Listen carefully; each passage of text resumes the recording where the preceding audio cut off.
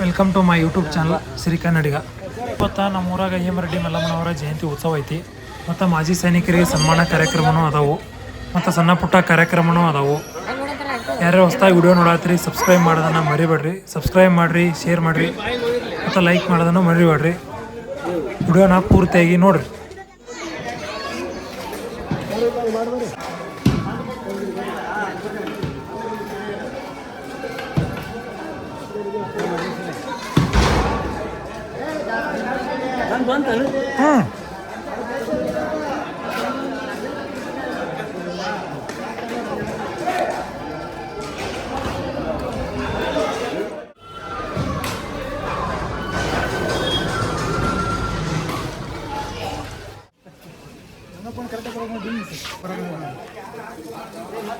ಅಂತೀವ್ ಮಹಾಪುರುಷರು ತಪ್ಪ.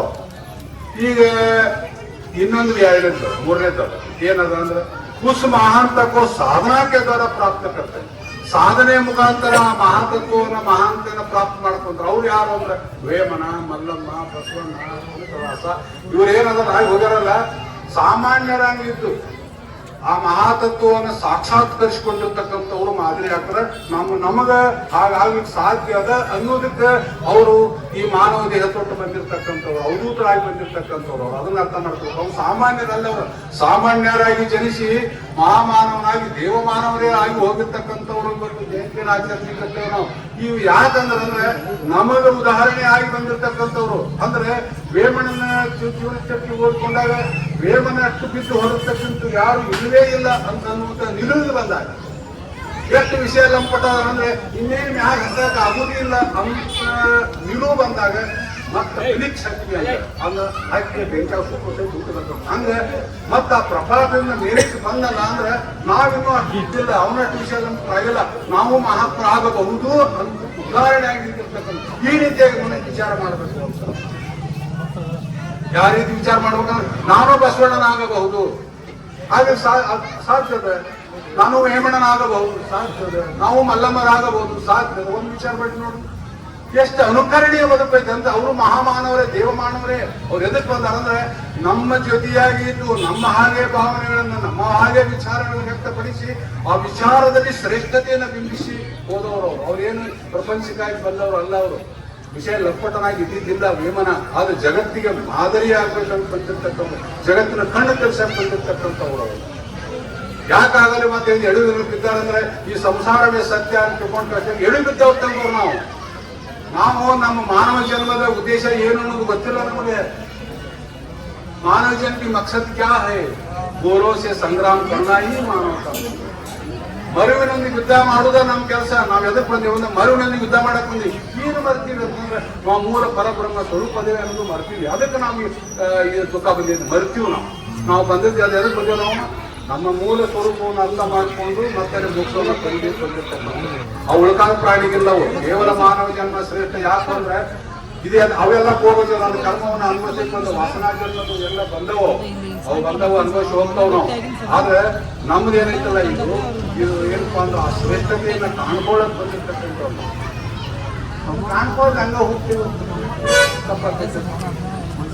ಬಹಳ ಅದ್ಭುತವಾಗಿರ್ತಕ್ಕಂಥ ಈ ಮಹಾತ್ಮರ ಪುಣ್ಯಾರ ಆದ್ಮೇಲೆ ಜಯಂತ್ಯೋತ್ಸವ ಯಾಕೆ ಮಾಡ್ತೇವೆ? ಆ ತತ್ವ ಅಳಿಸಿಕೊಂಡು ನಾವು ಹಾಗೆ ಆಗತಕ್ಕಂಥದ್ದು. ಏನು ವ್ಯತ್ಯಾಸ ಅಂದ್ರೆ ಸಿಂಪಲ್ ಇವತ್ತು ಹೇಳ್ಬೇಕಾಗಿ ಸ್ವಾಮಿಯರ ನಂಗೆ ಕೇಳಿದ್ರು ಆಚಾರ ವಿಚಾರ ಇವತ್ತು ಈ ತತ್ವನ ಹೇಳ್ಬೇಕಾಗ್ತದೆ. ಏನ್ ವ್ಯತ್ಯಾಸ ಅಂದ್ರೆ ಅವ್ರಿಗೆ ನಮಗಂದ್ರೆ ಅವರು ಕಿರಿಯ ಹೂವಿನ ಪೂಲ ತಲೆ, ಅವರು ಅರಳಿದ ಹೂವ, ನಾವು ಮೊಗ್ಗ. ಏನ್ ವ್ಯತ್ಯಾಸಮ್ಮ ನೋಡಮ್ಮ. ನೀವು ಇದ್ರ ತುಲಾತ್ಮಕ ನೋಡ್ಕೋಬೇಕು. ಅವರು ಅರಳಿದ ಹೂವ, ನಾವು ಮೊಗ್ಗ. ಹೂವಿನ ಪೂರ್ವ ರೂಪ ಮೊಗ್ಗು, ಮೊಗ್ಗಿನ ಉತ್ತರ ರೂಪ ಪೂರ್ವ, ಉತ್ತರ ರೂಪ ಹೂವ. ಆ ಹೂವಿನ ಒಳಗೆ ಮಕರಂದ ಬಂದದ, ಪರಿಮಳ ಬಂದದ. ಅದಕ್ಕೆ ಆ ಮಧುಮಕ್ಕಿ ಆಪ್ನೆ ಅಲ್ಲೆಲ್ಲ ದುಂಬಿಗಳು, ಜೇನುಹುಳಗಳು ತಾವಾಗೆ ಬರ್ತವೆ. ಮಕರಂದ ಪರಿಮಳ ಸಿಗೋದಕ್ಕೆ ಬರ್ತದೆ. ಯಾಕೆ? ಅರಳೇ ಅದ. ಅರಳೇ ಅದ. ಈಗ ನೀವು ಅರಳಿಲ್ಲ, ನಿಮ್ಮೊಳಗೆ ಮಕರಂದ ಪರಿಮಳ ಅದೇ, ಆದ್ರೆ ಅರಳಿಲ್ಲ ಅಷ್ಟೇ ಕೆಲಸ. ಅವ್ರು ಅರಳಿದವರು ನೀವು ಅರಳದೇ ಇರ್ತಕ್ಕ, ಅರಳೋದಕ್ಕೆ ಸಾಧ್ಯ ಐತಿ ಅನ್ನೋದಕ್ಕೆ ನಾವು ಇವತ್ತು ಮಾತಾಡೋದು. ನೀವು ಅರಳವರ ಪೂರ್ವ ರೂಪ, ಹೂವಿನ ಪೂರ್ವ ರೂಪ ಮತ್ತು ನಾವೆಲ್ಲ ಇದೆ ಹೂವಿನ ಪೂರ್ವ ರೂಪದಲ್ಲಿ ಇರ್ತಕ್ಕಂಥ ಅರಳಿಕ್ ಚಾನ್ಸ್ ಅದ. ಅಂದ್ರೆ ಯಾವಾಗ ಅರಳ್ತದ ಹೂವು ಅಂದ್ರೆ ಆ ಸೂರ್ಯನ ಕಿರಣಗಳು ಬಿದ್ದಾಗ ಅರಳ್ತದ. ಹಂಗ ನಿಮಗೆ ಆ ಕಾರಣ ಗುರುವಿನ ಕಾರುಣ್ಯದ ಕರುಣೆ ಕಿರಣಗಳು ಬೀಳ್ಬೇಕಾಗತ್ತೆ. ಯಾವಾಗ ಗುರುವಿನ ಕಾರುಣ್ಯದ ಕಿರಣಗಳು ನಿಮ್ಮ ಮೇಲೆ ಬಿದ್ದು ಆ ಮೊಕ್ಕ ಅರಳುತ್ತದ, ಮಕರಂದ ಉತ್ಪತ್ತಿ ಆಗ್ತದೆ, ಪರಿಮಳ ಉತ್ಪತ್ತಿ ಆಗ್ತದೆ, ಜಗತ್ತ ಬರ್ತದೆ. ಯಾರು ನಾವು ಪಟಮ ಅಂತ ಹೇಳಕ್ ಹೋಗೋದು ಅವಶ್ಯ ಇಲ್ಲ. ಎಲ್ಲಿದ್ರಿ ಅಲ್ಲೇ ಅರಳಿ ಬಿಟ್ರೆ ಏನ್ ಜಗತ್ತ ನೀವು ಪದವಿ ಬಂದು ಹೋಗ್ತದೆ. ಮಲ್ಲಮ್ಮ ಏನು ಊರೂರಿಗೆ ಕಂಪ್ಲೇಂಟ್ ಮಾಡಿ ಪ್ರವೇಶ ಮಾಡಕ್ ಹೋದ್ರೆ ಒಂದು ಗರಾಯಿ ಒಳಗೆ ಏನ್ ಸುಮ್ಮನೆ ಬದುಕಿತ್ತು ಜಗತ್ ವಿಖ್ಯಾತ ಆಗಿ ಹೋಗ್ಬೋದು. ಮುಗ್ಧ ಭಕ್ತಿಯಿಂದ ಮಲ್ಲಿಕಾರ್ಜುನ ಸಾಕ್ಷಾತ್ಕಾರ ಮಾಡಿಕೊಂಡು ಎಷ್ಟು ಮುಗ್ಧ ಭಕ್ತಿ, ಅದ್ರ ಬಗ್ಗೆ ಹೇಳಕ್ 3 ತಾಸು ಬೇಕು. ವಿಶ್ವದಲ್ಲಿ ಚಳ ಹೊಡ್ಕೊಳಕತ್ತಾರ ಅಗಲಿಗೆ. ಅದಕ್ಕೆ ಬಂಧುಗಳೇ, ನಮ್ಮ ಮಹಾತ್ಮರ ಜೀವನ ಚರಿತ್ರೆಯನ್ನ ಅಕ್ಷರಶ ಯಾರೇ ಆಗಿರಲಿ, ಅವ್ರ ಕನಕದಾಸ ಆಗಿರ್ಲಿ, ವೇಮನ ಆಗಿರ್ಲಿ, ಬಸವಣ್ಣರಾಗಿರ್ಲಿ, ಅವರ ಜೀವನ ಅಭ್ಯಾಸ ಮಾಡಿದಾಗ ಅವ್ರು ಯಾರು ಅವರು ಸಾಮಾನ್ಯರು ಯಾಕೆ ಮಹಾತ್ಮರಾದ್ರು ಅಂತಕ್ಕಂಥ ಪ್ರಶ್ನೆ ಹಾಕೊಂಡು ಉತ್ತರ ಹುಡ್ಕಾಕೊಂಡು ಅಂದ್ರೆ ನೀವು ಖಂಡಿತವಾಗಿ ಮಹಾತ್ಮರಾಗಿ. ಹಂಗಾದ್ರೆ ಆ ಗುರುವಿನ ಕಾರಣಕ್ಕೆ ಬೀಳ್ಬೇಕಾದ್ರೆ ಏನ್ ಮಾಡ್ಬೇಕು ಅನ್ನೋದು ಒಂದು ಮಾತು ಹೇಳಿ ನನ್ನ ಮಾತು ಮುಗಿಸ್ತೀನಿ. ಗುರುವಿನ ಗುಲಾಮನಾಗದ ತನಕ ಬರೇ ನನ್ನ ಮುಕ್ತಿ ಅಂತ. ಗುಲಾಮ ಅಂತಕ್ಕಂಥ ಶಬ್ದ ಎಷ್ಟು ಆಳ ಅವೆಲ್ಲ ಐತಿ ಅಂತಂದ್ರೆ ನಿಮ್ಗೆ ಗೊತ್ತಿಲ್ಲ, ಈ ಶಬ್ದ ಐತಿ ಗುಲಾಮನಾಗ್ಬೇಕ್ರಿ, ಗುಲಾಮ ಆದ್ರೆ ನಿಮ್ಗೆ ಅವನ ಬೆಳೆದೈತಿ ಮುಕ್ತಿ ಅಂತೀರಿ. ಗುಲಾಮ ಅಂದ್ರೆ ಏನು? ಆ ಶಬ್ದದ ಆಳ ಆಗಲ್ಲ ಎಷ್ಟೈತಿ ಅಂತಂದ್ರೆ ಅಲ್ಲೆಲ್ಲ ದಕ್ಷಿಣ ಆಫ್ರಿಕಾದೊಳಗೆ ಗುಲಾಮರಂದ್ರೆ ಮನುಷ್ಯರನ್ನ ಮಾರ್ತಾ ಇದ್ರು. ನೀನ್ ದನಗಳನ್ನೇನು ಮಾರ್ತಿರ್ತ ಜಾತಿ ಇದ್ರಾಗ ಸಂತ್ಯಾಗ ಹೋಗಿ ಹಂಗ ರೊಟ್ಟಿಗೆ ಹಗ್ಗ ಕಟ್ಟಿ ಹೆಣ್ಣರಿಗೆ ಕಟ್ಟಿ ನಿಲ್ಸ್ಕೊಂಡು ಹೋಗಿ ಅಂದ್ರೆ ಮಾರ್ತಿದ್ರು. ಯಾರು ಹೆಚ್ಚಿಗೆ ಒದರ್ತಾರೆ ಹೆಚ್ಚಿಗೆ ರೊಕ್ಕಕ್ಕೆ ಅವ್ರಿಗೆ ಅವನ್ನ ಕೊಟ್ಟು ಬಿಡುದು. ಅವ ದನ ಏನಾದ್ರು ನನಗೆ ಅದು ಬೇಕು, ಇದು ಬೇಕು, ಬಂಗಾರ ಬೇಕು, ಇಂಥ ಕೂಳು ಬೇಕು ಅಂತ ಏನೇ ಕೇಳ್ತದಂದ್ರೆ ಕೇಳೋದಿಲ್ಲ. ನಿಮ್ಮ ಮನೆಗೆ ಹೋದ್ಮೇಲೆ ನೀ ಯಾಕೆ ಕೊಡ್ದಿ ಅಂತ ಕೇಳ್ತದ ಅನ್ನೋದು ಕೇಳೋದು. ನೀ ಯಾಕೆ ಕೂಳು ಹಾಕಿಲ್ಲ ಅಂತ ಕೇಳಂಗಿಲ್ಲ. ಹಂಗ ಆ ಗುಲಾಮನ ಪರಿಸ್ಥಿತಿ ಇತ್ತು. ನೀವು ಊಟ ಕೊಟ್ರೆ ಉಣ್ಬೇಕು, ಯಾಕೆ ಕೊಟ್ಟು ಹೊಡೆದ್ರೆ ಹೊಡೆಸ್ಕೋಬೇಕು, ಬಡದ್ರೆ ಬಡಿಸ್ಬೇಕು, ಕಡದ್ರೆ ಕಡಿಸ್ಬೇಕು. ಇಂಥ ಒಂದು ಆಳವಾಗಿರ್ತಕ್ಕಂಥ ಗುಲಾಮಿ ಪದ್ಧತಿ ಇತ್ತು.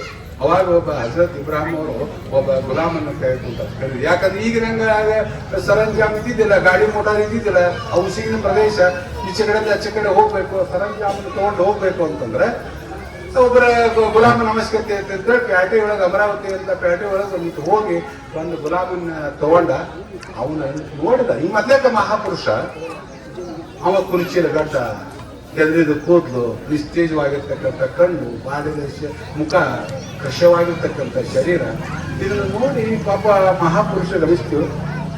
ಈಗ ಮನುಷ್ಯ ಅನ್ನವ ಎಲ್ಲರೂ ಈಗ ದುಡಿಸ್ಕೊಂಡಾರ ಅವನ್ನ, ಆದ್ರೆ ಇವ ತಗೊಂಡಾರ ಅವನ್ ನೋಡಿ ಅಯ್ಯೋ ಯಾಕ ಮಹಾಪುರುಷ ಮನುಷ್ಯತ್ವವಾಗಿ ಇರ್ತಿರ್ತಕ್ಕಂಥವ್ರು. ಅವಾಗ ಆ ಗುಲಾಮ ಕೇಳ್ತಾನೆ, ಏ ಬಾಯಿ ತುಮಾರ ನಾಮ್ ಕ್ಯಾ ಹೈ, ಏ ತಮ್ಮ ನಿನ್ನ ಹೆಸರೇ ಏನು? ಅವಾಗ ಗುಲಾಮ್ ಹೇಳ್ತಾನ. ಅವನಿಗೆ ಆಶ್ಚರ್ಯ ಆಗತಿ, ನನಗೆ 60-70 ವರ್ಷ ಗುಲಾಮನಾಗಿ ನಾವು ಇವ್ರು ಸೇವೆ ಮಾಡಾಕತ್ತಿ, ಯಾರು ಕೊಂಡ್ಕೊಂತಾರ ಅವ್ರು ಸೇವೆ ಮಾಡಾಕತ್ತಿ, ಯಾರು ನನ್ನ ಹೆಸರಾಗಿ ಕೇಳಿಲ್ಲ, ಯಾರು ಇವರು ಅಂತ ತಿಳ್ಕೊಂಡು ಅವನು ಪಾದ ನೋಡ್ತಾನ. ನೋಡ್ರಿ, ಆ ಗುಲಾಮ ತಲೆ ಎತ್ತಿ ನೋಡಂಗಿಲ್ಲ, ಅಷ್ಟು ನೀರು ಬಂಧನಗಳು. ಅವ ಕಾಲು ನೋಡ್ತಾನ. ಹೇ ಮೇರೆ ಮಾಲಿಕ್ ಕಿಸಿ ನಾಮ್ ಸೆ ಪುಕಾರು, ನಮ್ಗೆ ಕ್ಯಾ ದಿಕ್ತಾ ಹೈ? ಹೇ ಮಾಲಿಕ್ನೇ ಯಾವ ಹೆಸರಿನಿಂದ ನೀವು ಮರ ಹೆಸರಿನಾಗ ಏನೈತಿ? ನಾನು ನಿಮ್ ಗುಲಾಮ, ಯೋಗಿ ಮೈ ಕುಮಾರ ಗುಲಾಮ. ನೀ ಕೊಂಡ್ಕೊಂಡಿ ಮಾಲಕ ಅಂತಂದ್ರೆ ನೀ ಕೊಂಡ್ಕೊಂಡಿ ಮಾಲಕ ಯಾವ ಹೆಸರಿಂದ ಕೊಡ್ಬೋದು? ಇವ್ರಿಗೆ ಆಶ್ಚರ್ಯ ಅಂತಂದ. ಅವನ ಬಾಡಿದ ಮುಖ ನೋಡಿ, ಹೇ ಬಾಯಿ ಯಾಕೆ ಆಟೆ ಏನ್ ತಿಂತಿ ಅಂತ ಕೇಳ. ಈಗ ಆ ಗುಲಾಮಗೆ ಆಶ್ಚರ್ಯ ಆಗ್ತದ. ಇಷ್ಟು ವರ್ಷ ಎಷ್ಟೋ ಮಂದಿ ನನ್ ತಗೊಂಡು ಹೋಗ್ಯಾರ, ದುಡಿಸ್ಕೋತಾರ, ನೀ ಏನ್ ತಿಂತಿ ಅಂತ ಯಾರು ಹೇಳಿಲ್ಲ. ಇವ ಯಾರಪ್ಪ ಇವ ಅಂತ ತಿಳ್ಕೊಂಡು ಅವನು ಅರ್ಧ ದೇಹ ನೋಡ್ತಾನ. ಹೇ ಪರ್ವತಿಗಾರ್ ನೋಡಿ, ಹೇ ಮೇಲೆ ಪರ್ವತಿಗಾರ್ ಜೋ ತುಮ್ ದೇತೆ ಹೋಗ್ಬೇಕಾತ, ಹೇ ನನ್ನ ರಕ್ಷಣೆ ಮಾಡ್ತಕ್ಕಂಥವನೇ, ಏನು ನೀ ಕೊಡ್ತಿ ಅದನ್ನ ನಾ ತಿಂತೀನಿ. ಈಗ ಸುಧಾರಕ ಆ ಮಹಾಪುರುಷ ಮತ್ತಷ್ಟು ಆಶ್ಚರ್ಯ ಆಗಿ ಹೋಗ್ತದ. ಏನು ಬಾಮರ ಇವಂದು ಅಂತ ನಾವ. ಆಮೇಲೆ ಸಿಟ್ಟು ಬಂದು ನಾವ್ ಏನಂತಾನ, ಏ ತುಮಾರ ಪ್ರೈಸ್ಟೋ ಬತಾವ ಅಂತ, ಏನ್ ನಿನ್ನ ಇಷ್ಟಾರ ಏನು ಹೇಳು ತಮ್ಮ ಅಂತ ನಾವು. ಅವಾಗ ಆ ಗುಲಾಮ ಇವನು ನಳದಾಗಿಂದ ಮೇಲ್ ತನಕ ನೋಡ್ತಾನ. ಹೇ ಬೇರೆ ಖುದಾ ನೋಡ್ರಿ, ಯಾರು ನನಗೆ ಅಣ್ಣ ಅಂತ ಕರೆದಿಲ್ಲ, ತಮ್ಮ ಅಂತ ಕರೆಯಲ್ಲ, ನಿನ್ನ ಇಷ್ಟಗಳಂತ ಕೇಳಿದ, ನಿನ್ನ ಏನು ಊಟ ಮಾಡ್ತೀನಿ ಅಂತ ಕೇಳಿ, ಹೆಸರು ಅಂತ ಕೇಳಿ, ಇವಾಗ ಕೇಳ್ತಾನಲ್ಲ ಅಂತ ಹೇಳಿ ಅವಳು ತಳದಾಗಿಂದ ಮೇಲೆ ನೋಡಿ, ಹೇ ಮೇರೆ ಖುದಾ ಜೋ ತುಮ್ ದೇತೆ ವೋ ತುಮಾರ ಖ್ವಾಹಿಶಿ ಮೇರಾ ಖ್ವಾಹಿಶಿ, ನಿಮ್ಮ ಇಚ್ಛೆಗಳೇ ನನ್ನ ಇಚ್ಛೆ, ಕ್ಯೋಂಕಿ ಮೈ ತುಮಾರ ಗುಲಾಮ. ನೋಡ್ರಿ, ಈಗ ದಿಗ್ಭ್ರಮೆ ಆಗಿದ್ದು ಯಾರಿಗಂದ್ರೆ ಆತ ಗುರುವಿಗೆ. ಒಬ್ಬ ಗುಲಾಮ ನಾ 5 ರೂಪಾಯಿ ಕೊಟ್ಟು ಅವನು ಕೊಂಡುಕೊಂಡ ಗುಲಾಮ ತನ್ನ ಹೆಸರ, ತನ್ನ ಹಸಿವೆ, ತನ್ನ ಇಷ್ಟಗಳು, ಇಚ್ಛೆಗಳು ಎಲ್ಲವನ್ನೂ ಸಮರ್ಪಣೆ ಮಾಡಲ್ಲ. ನನಗೆ ದೇವರು ಇದೆಲ್ಲ ಕೊಟ್ಟಾನ, ನಾನು ಒಮ್ಮೆ ಸಮರ್ಪಣೆ ಮಾಡ್ಕೊಂಡಿದ್ದೇನೆಯೇ ಅಂತ ಕೊಂಡು ಕಷ್ಟ ಪ್ರಶ್ನೆ. ನೀವೊಂದು ವಿಚಾರ ಮಾಡ್ಕೊಂಡ್ರಿ, ಗುಲಾಮರಾಗಬೇಕು ಅಂದ್ರೆ ಒಲಿತದ ಅಂತ ಹೇಳಿದ ಗುರು. ನೀವು ಹಂಗೆ ನಿಮ್ಮ ಸಮರ್ಪಣೆ ಮಾಡ್ಕೊಂಡ್ರೆ ಮಲ್ಲಮ್ಮಗಿಂತ ಸಮರ್ಪಣೆ ಮಾಡಿದ್ರೆ ನೋಡೋದು, ನಿಮ್ಮ ಹೆಸರು ಕರೀಲಿಲ್ಲ ಅಂದ್ರೆ ನಮ್ಮ ಮನೆ ಕರೀಲಿಲ್ರಿ, ಹಂಗ ಬರ್ತದೆ. ಇಷ್ಟು ಅಹಂಕಾರ ಇದ್ರೆ ಆಗಲ್ಲ. ಎಷ್ಟು ಗುಲಾಮ ಅಂದ್ರೆ ನಮ್ಮದೆಲ್ಲವನ್ನೂ ಸಮರ್ಪಣೆ, ನಮ್ಮದೆಲ್ಲವನ್ನೂ ಆ ಗುರುವಿಗೆ ಸಮರ್ಪಣೆ ಮಾಡ್ಕೊಂಡಾಗ ಮಾತ್ರ ಪಾಪ್ ಮಾಡ್ಕೋ ಸಾಧ್ಯ. ನೋಡಿ, ಏನಾದ್ರೂ ಕಳ್ಕೊಳ್ಳದೆ ಪಡ್ಕೊಳಕ್ಕಂತೂ ಸಾಧ್ಯವೇ. ಕಳ್ಕೊಳ್ಳದೆ ಪಡ್ಕೊಳ್ಳೋದು ಶಾಶ್ವತ ಇರೋದಿಲ್ಲ. ಹೌದು, ಏನಾದ್ರೂ ಕಳ್ಕೊಬೇಕು, ಕಳ್ಕೊಂಡಾಗ ಪಡ್ಕೊಳಕ್ ಸಾಧ್ಯ. ಆದ್ದರಿಂದ ಬಹಳ ಹೊತ್ತಾಗಿದೆ, ಮತ್ತೆ ನಾವು ಬರೋದು ಲೇಟ್ ಆಗ್ತದೆ, ಮತ್ತೆ ಎಲ್ಲ ತಾಯಿಯಲ್ಲಿ ಇರ್ಕೊಂತಾರೆ. ನಾನು ನೋಡಿ ಯಾವ ಜನ್ಮದ ಋಣ ಬಂದಾನು ಏನೂ ಗೊತ್ತಿಲ್ಲ. ಎಲ್ಲಿ ಹುಬ್ಬಳ್ಳಿ, ಎಲ್ಲಿ ಅಮರಾವತಿ, ಎಲ್ಲಿ ಟಿ ಎಸ್ ಗಿರೆಡ್ಡಿಯವರು, ರಾಮ್ ರೆಡ್ಡಿಜಿಯವರು, ವಿ ಪಾಟೀಲ್, ಮೃತ್ಯುಂಜಯ ಸ್ವಾಮಿಗಳು, ನಮ್ಮ ಕಾರ್ಯಕ್ರಮ ನಿರ್ವಹಣೆ ಮಾಡ್ತಕ್ಕಂಥ ಸ್ವಾಮೀಜಿಗಳು, ಫೋಟೋವನ್ನು ನೋಡ್ತಕ್ಕಂಥವ್ರು, ಎಷ್ಟು ಜನ ಅಂದ್ರೆ ಎಷ್ಟು ಆತ್ಮೀಯತೆ ಅಂದ್ರೆ ಯಾವುದೋ ಜನ್ಮದ ಋಣಾನ್ಮದ ಇರಬೇಕು ಇಲ್ಲಿ ಅಂತ ಅನ್ನಿಸ್ತದೆ. ಏನಾದ್ರೂ ಅಮರಾವತಿಯಿಂದ ಒಂದು ಕರೆ ಬಂದಿತ್ತು ಅಂದ್ರೆ ಯಾಕೆ ಒಂದು ಸೆಳೆದು ತಗೊಂಡು ಬಂದಿದ್ದೇನೋ ಅಂತಕ್ಕಂಥ ಭಾವನೆ, ಆ ಪ್ರೀತಿ, ಆ ವಿಶ್ವಾಸ, ಇದು ನಿರ್ಮಲ, ಇದು ನಿರ್ಮಲಿಗೆ ಪಡ್ತಗೊಳ್ಳೋದಿಲ್ಲ. ಈಗ ಯಾಕೆ ಹೇಳ್ತೇನೆ ಅಂತಂದ್ರೆ, ನಾನು ಇಲ್ಲಿ ಬಂದದ್ದು ಯಾವುದೇ ಕಿಲ್ಲಾದಿಲ್ಲತ್ತು ಗೌರವ ಗತಿಗೆ ಹಾರ ಸುರಾಯಿ ಮಾತಾಡೋದು ಬಂದಿಲ್ಲ. ನಮ್ಮ ನಗಾನು ಪ್ರಭಾವ ವಿಷಯ ಅದ, ಹೌದಾ? ನಮಗೂ 8 ಟಿಪ್ಪರ್ ಹಿತಾಚಿ ಎಲ್ಲರೂ 40 ವರ್ಷ ಗ್ರಾಮ ಪಂಚಾಯತಿ ಮೆಂಬರ್, ಅಧ್ಯಕ್ಷ. ಕೇವಲ ಇಲ್ಲಿ ಬಂದಿದ್ದು ನಿಮ್ಮ ಪ್ರೀತಿ, ನಿಮ್ಮನ್ನು ಕಾಣಬೇಕು. ನಾನು ಬಹಳ ಯಾಕಂತ ಬನಾವಟ್ ನೋಡಿ, ಬನಾವಟ್ ಎಲ್ಲ ಕಡೆಯಲ್ಲಿ ಎಲ್ಲಿ ಕಣ್ಣನ್ನು ನೋಡ್ತಿರ್ತೀವಿ, ಎಲ್ಲಿ ಕಿವಿ ಹೋಗ್ತದೆ ಜೂರು, ಎಲ್ಲಿ ನೋಡ್ತೀವ್ರಿ ಮೋಸ, ವಂಚನೆ, ಭ್ರಷ್ಟಾಚಾರ ಎಲ್ಲ ತುಂಬಿರುತ್ತೆ. सच्ची प्यार करने वाले, सच्ची मोहब्बत करने वाले, सच बोलने वाले, ನಿಜವಾದ ಸತ್ಯ ಮಾತಾಡ್ತಕ್ಕಂಥವ್ರು, ನಿಜವಾದ ಪ್ರೀತಿ ಮಾಡ್ತಕ್ಕಂಥವ್ರು ಎಲ್ಲಿ ಇರ್ತಾರಲ್ಲ ಅದು ಭಗವಂತನ ಸಾನ್ನಿಧ್ಯ.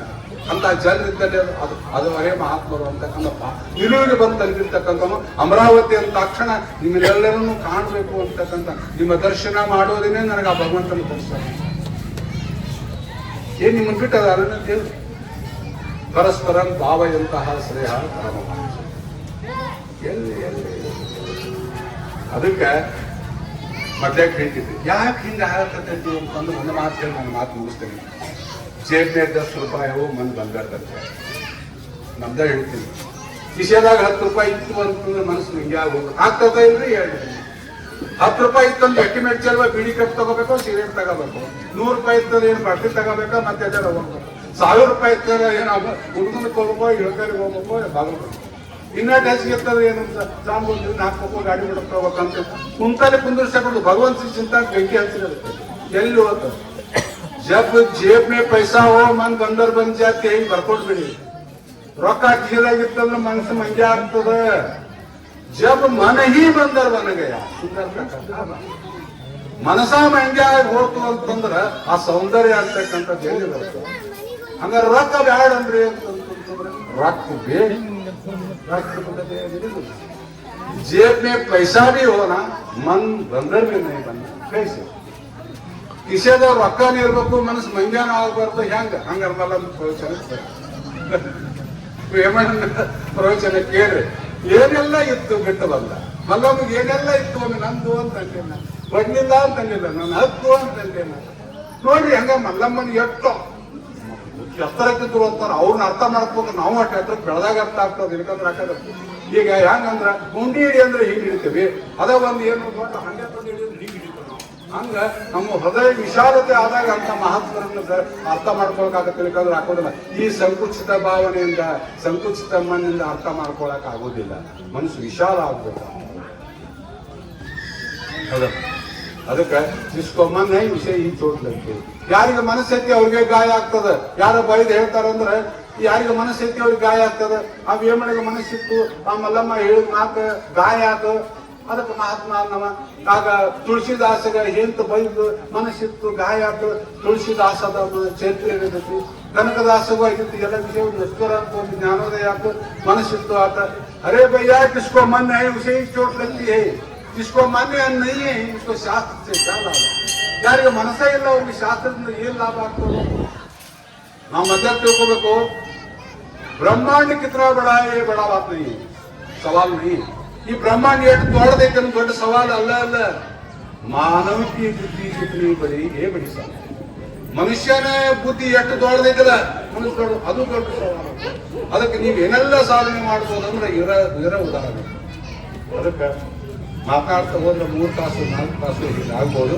ಮತ್ತೆ ಮುಂದಿನ ವರ್ಷ ಮಾತಾಡಕ್ಕೆ ಗಿಡಗಳನ್ನು ಹೇಳಿ ಏನ್ ನನ್ನ ಪ್ರೀತಿಯಿಂದ ಇಲ್ಲಿ ಕರೆಸಿರಿ ನಿಮ್ಮೆಲ್ಲರ ಚರಣಗಳಿಗೆ ಅನಂತ ಸಮರ್ಪಿಸಿ ಕಾರ್ಯಕ್ರಮ ನಿರೂಪಣೆ ಮಾಡಿರ್ತಕ್ಕಂಥ ಹೇಗೆ ನೋಡ್ರಿ ನಯನ ಮನೋಹರವಾಗಿರ್ತಕ್ಕಂಥ ದೃಶ್ಯ ನನ್ನ ಮಧುರವಾಗಿರ್ತಕ್ಕಂಥ ಏನಾಗಲಿ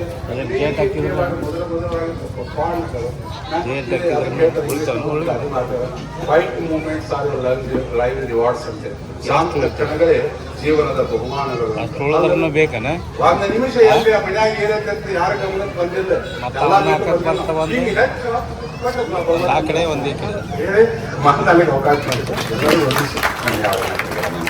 ಒಂದು ಈ ಕಡೆ ಹಾಕ್ಬೇಕಾ ಇಂದಿನ ಈ ಒಂದು ಕಾರ್ಯಕ್ರಮ ತಿಂಗಳ ಕಾಲ ಕೆಲವು ಮುಖಂಡರು ಸಂಗ್ರಹ ಮತ್ತು ಈ ಒಂದು ಜಯಂತಿ ದಿನಾಂಕ ಒಂದು ಸಂಪನ್ಮೂಲ ಇದನ್ನೆಲ್ಲ ಕ್ರೋಢೀಕರಿಸಿ ಇದರ ಒಂದು ಅಮರಾವತಿ ಒಳಗೆ ಪ್ರತಿ ವರ್ಷದಂತೆ ಈ ವರ್ಷವೂ ಕೂಡ ಮಾಡ್ಬೇಕಂತಕ್ಕಂಥದ್ದು ನಿರಂತರವಾಗಿ ನಡೆದು ಬಂದಿತ್ತು. ಆದ್ರೆ ಈಗ ಒಂದು ತಾಸು 1 ಗಂಟೆಗಳ ಕಾಲ ಅವ್ರನ್ನ ನನ್ನ ಒಂದು ಭಾಷೆದೊಳಗ ಏನು ಅಂತ ಕರಿಬೇಕಂತ ಡಿಕ್ಷನರಿ ನೋಡ್ಬೇಕಾಗ್ತೈತೆ.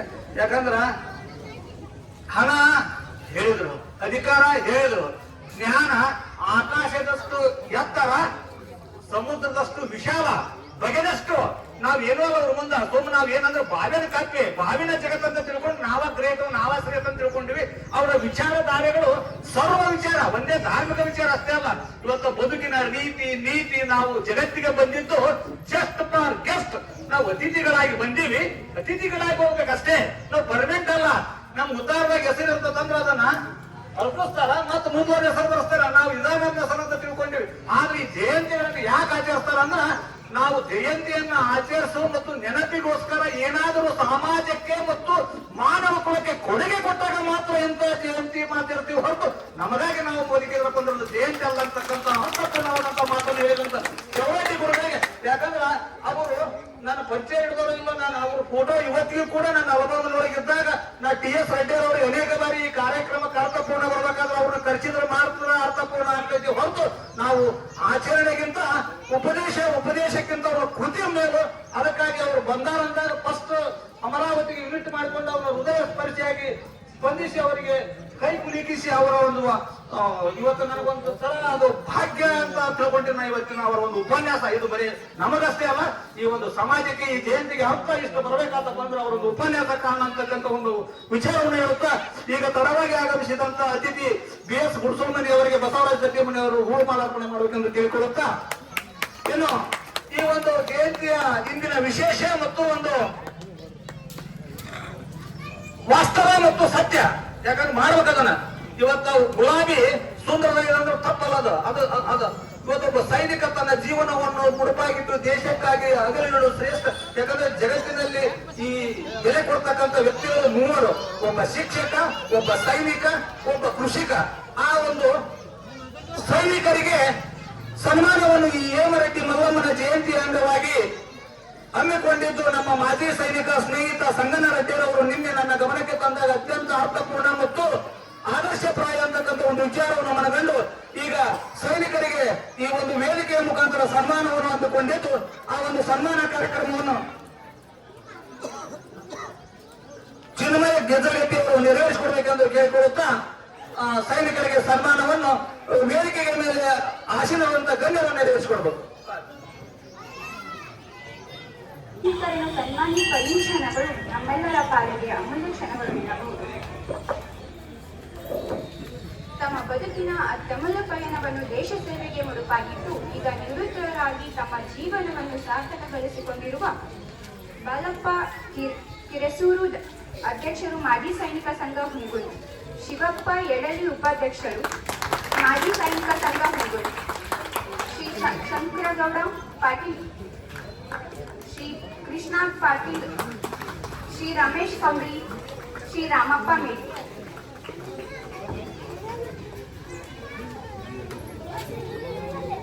ವೀರಪ್ಪ ರಡ್ಡೆ, ಸಂಗಣ್ಣ ಹಡ್ಪಲ್, ಶಿವಶಂಕರಪ್ಪ ರಡ್ಡೆ,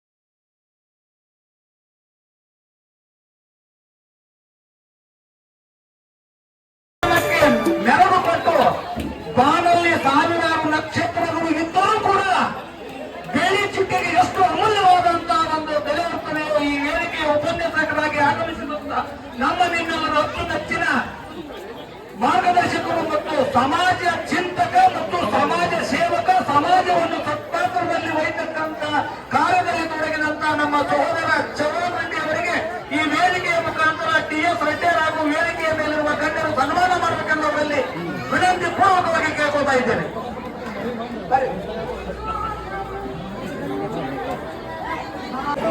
ವೇಳೆ ಬಹಳ ಆಗಿದೆ.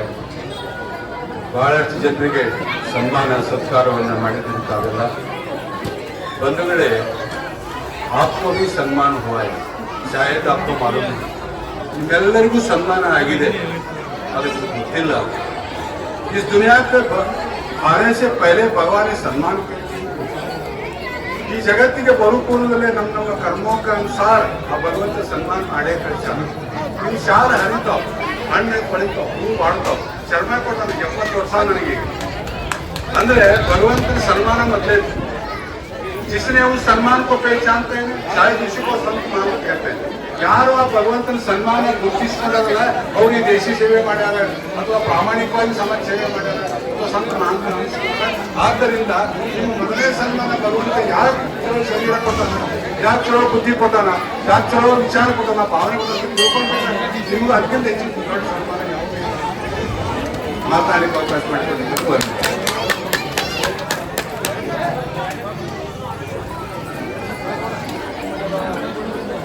ಸನ್ಮಾನವನ್ನು ವೇದಿಕೆಯ ಮೇಲೆ ಇರತಕ್ಕಂತ ಅತಿಥಿಗಳು ಚೌಡರೆಡ್ಡಿ ಅವರಿಗೆ ಸನ್ಮಾನ ನೆರವೇರಿಸಿಕೊಡಬೇಕು.